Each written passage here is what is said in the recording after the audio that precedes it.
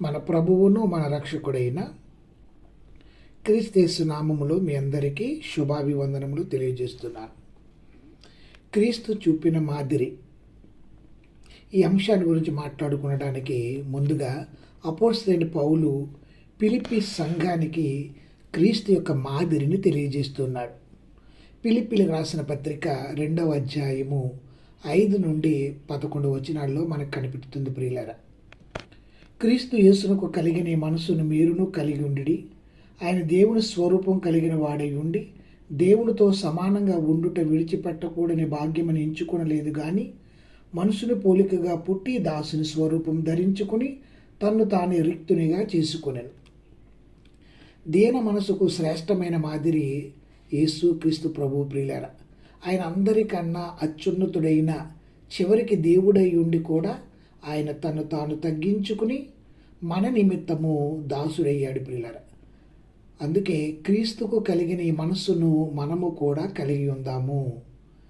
క్రీస్తు దేవుని స్వరూపము స్వభావము గలవాడు. అంటే దేవునికి గల స్వభావం ఏమిటి అంటే శీలము, ఆయన యొక్క గుణము పూర్తిగా క్రీస్తులో ఉన్నాయి.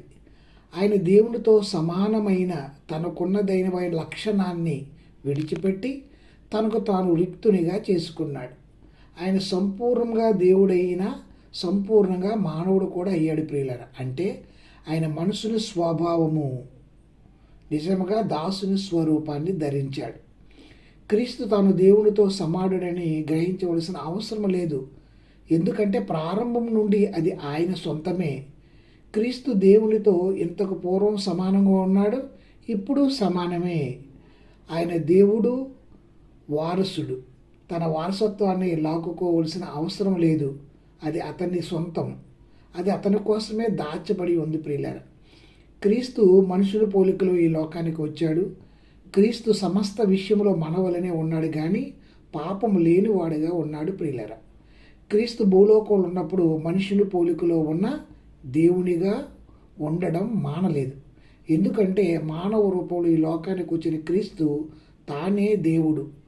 దేవుడే క్రీస్తు ఒక్కడే. క్రీస్తు మానవుని పోలిక ధరించడమే కాక దానికన్నా తక్కువ వానిగా చేసుకున్నాడు. చూడండి ప్రియులారా, ఏమంటున్నాడు? ఫిలిప్పీలకు రాసిన పత్రిక 2వ అధ్యాయం 8వ వచనం. మరియు ఆయన ఆకారమందు మనుషుడిగా కనబడి మరణం పొందినంతగా, అనగా శిలువ మరణం పొందినంతగా విధేయత చూపిన వాడై తను తాను తగ్గించుకున్నాడు. ప్రియులారా, ఒక నేరస్తుడిగా శిలువపై మరణించడానికి తనకు తాను అప్పగించుకున్నాడు. క్రీస్తు జీవించిన కాలంలో శిలువపై మరణించడం కన్నా నీచమైనది మరొకటి లేదు.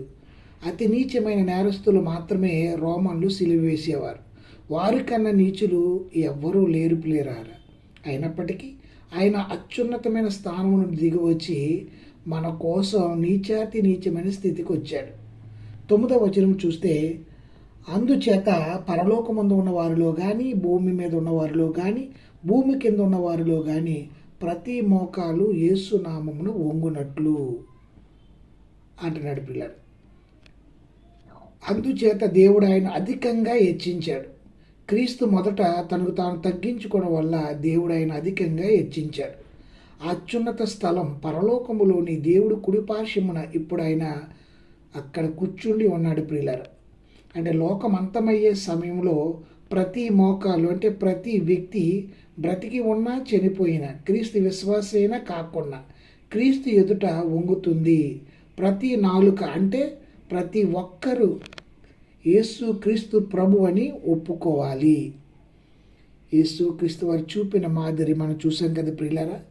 పరలోక సింహాసనాన్ని, తండ్రితో సమానంగా ఉన్న భాగ్యాన్ని విడిచిపెట్టి నీ కొరకు నా కొరకు రిక్తునిగా చేసుకుని దాసుని స్వరూపాన్ని ధరించుకుని శిలువ మరణం పొందినంతగా ఆయన తగ్గించుకున్నాడు. ప్రియులారా, అందుకే ఇప్పుడు ఆయన 3 లోకాల మీద అధిపతిగా మనకు కనబడుతున్నాడు.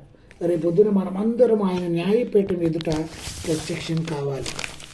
అలా దేవుడైన ఆయనే మరి అంత తగ్గించుకుంటే మానవులమైన మనము ఇంకెంత తగ్గించుకుని బ్రతకాలో ఆలోచించండి. అందరికీ వందనాలు.